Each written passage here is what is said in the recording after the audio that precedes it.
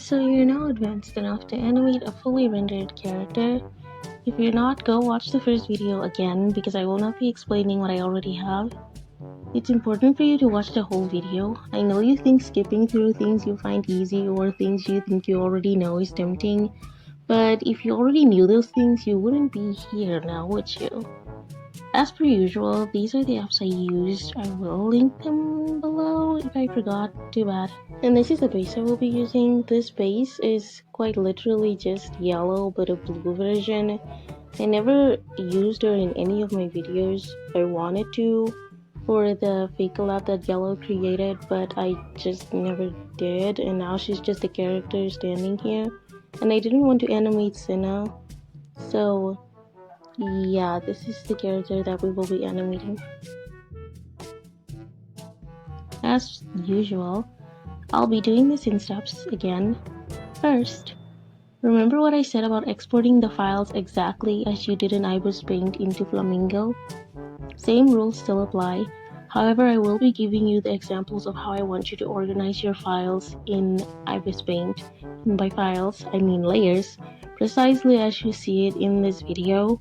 You can tweak it along the way, though I'd suggest you just do it as I do, as to not confuse your already confused self even more. The three blue separate folders you see are the last because they're the back here. Everything you want to be like concealed completely at the back should be the last few layers. Just voice over in this screen recording because I feel like it'd be easier for me to explain if I'm doing it in the moment rather than a voiceover. Okay. Oh, and also if you hear noise in the background, ignore it. If you hear dogs, if you hear people screaming, the neighborhood I live in isn't exactly music. Anyway, like I said, save everything from the bottom. This is just the background. But save everything from the bottom to the top. This is the bottom of her hair. Obviously, you don't have to do her hair, your character's hair separately. The only reason I do this is, well, I'm going to explain it in another video. But the back of the hair should always be last for the most part. Then there's the hand, the upper arm, and the lower arm. These are on the left first because they should be behind everything else. So they're right before the back here. Then you have thigh, the leg, another thigh, and another leg. And then you have the skirt.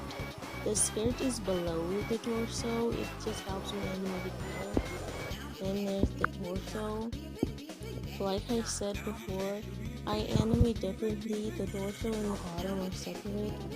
So this is basically what I meant by that in the first video. Then there's the head. Then there's the eyes, the lips, and the mouth.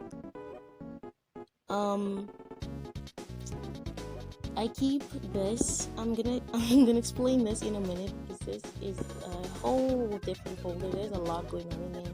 But after that, you have the hand again, another upper arm, and another lower arm. They're all in a folder together to keep things more organized.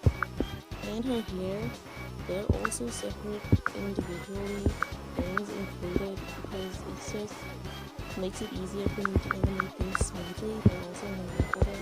And then lastly at the top we have the eyebrows individually. The folder has a lot going on. As you can see, there's two folders in this folder, and this is the mouth folder. There's just a lot of basically different mouths, closed mouth, open mouth, with teeth, and an open mouth, like for talking. That's basically just how I move it. And then there's the eye layer. These are also two separate eyes. They're each eye individually, obviously. But for each eye, there's a lot going on. I'm only going to explain the one folder because it's basically the same for the other. But this folder of the eye consists of the lower lash of the eye, the upper lash of the eye, which is this one. I have two upper lashes. I have this one that has no shadow, and then I have this one that has a shadow. This one is for closed eyes, and this one is for when the eyes are open. Then I have the iris, obviously, and then there's, you can't see it, but this is the eye white. Like, this basically just tethers everything of the eyeball together, and then it's basically just the same for the next eye.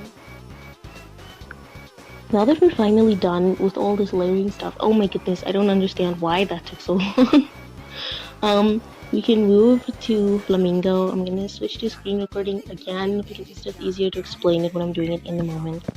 So if you don't know how to import a character, go watch the first video. I'm gonna go back to the workspace originally.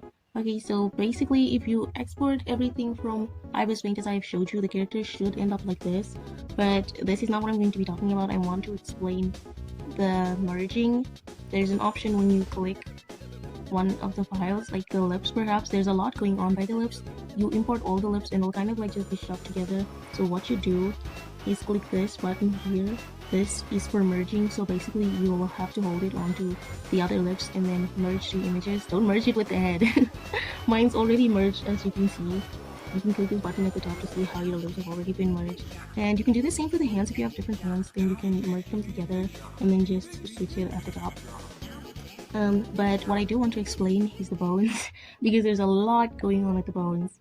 The last time I explained it, I did this, just the basic functions of what you're going to need.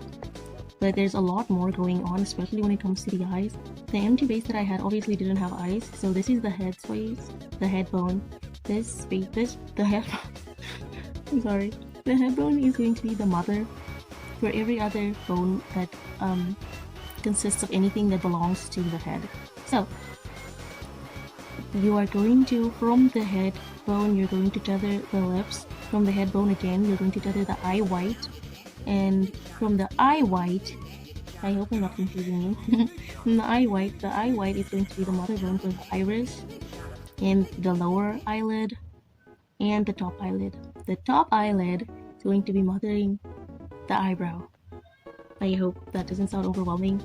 You can just go back and watch me explain that again. And then you go back to the head and do basically the same for the other eye. Yes. You're going to go back to the head bone, and from the head, you're going to be attaching the bangs. This bang is the mother bone, or the parent, for this. And then go back to the head and attach this bone, and this bone will also be parent to this. Does that sound confusing? I hope not. Yeah, basically that's it, and everything else I already covered in the other video. If you're wondering what these extra long bones are, these are just for the back of her hair. Nothing crazy going on.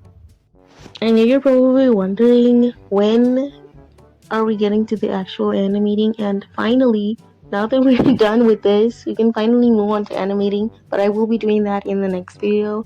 I will post a short of what kind of poses or animations you guys want me to do, but if you have any recommendations or whatever, just put it in the comments, I guess. But in the next video, we will definitely be starting to animate.